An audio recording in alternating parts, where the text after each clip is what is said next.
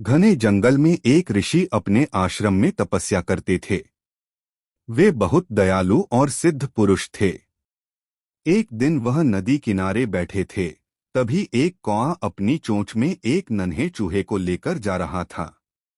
चूहा कौए की पकड़ से छूटकर सीधा साधु की गोद में आ गिरा।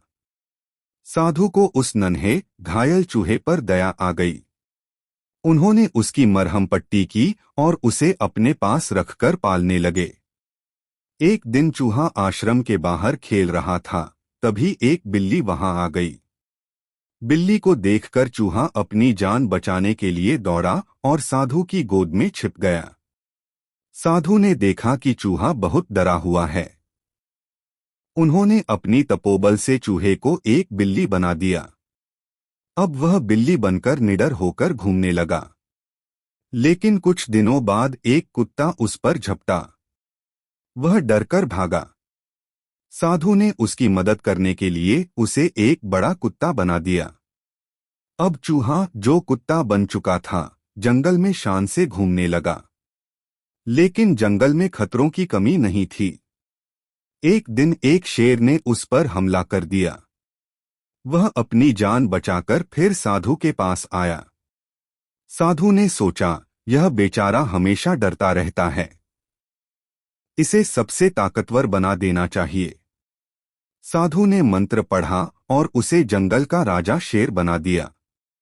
अब वह चूहा एक विशाल शेर बन चुका था। जंगल के सभी जानवर उससे डरने लगे।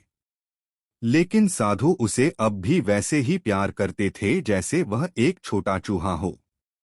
वे उसे खाने को देते और कहते, आओ बेटा, खाना खा लो।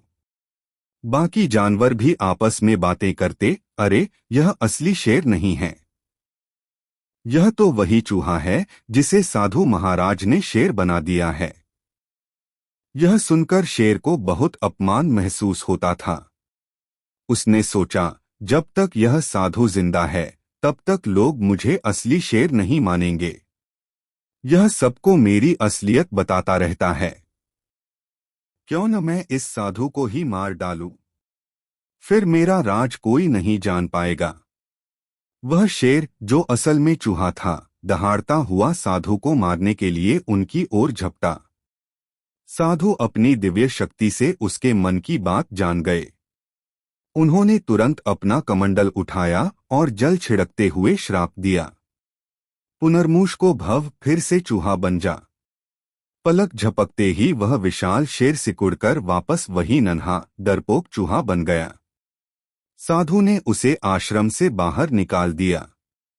इस कहानी से सीख मिलती है कि नीच व्यक्ति को चाहे कितना भी ऊंचा पद दे दिया जाए, वह अपनी असल फितरत नहीं छोड़ता। जिसने आपकी मदद की हो या आपको बनाया हो, उसके साथ कभी विश्वासघात नहीं करना चाहिए।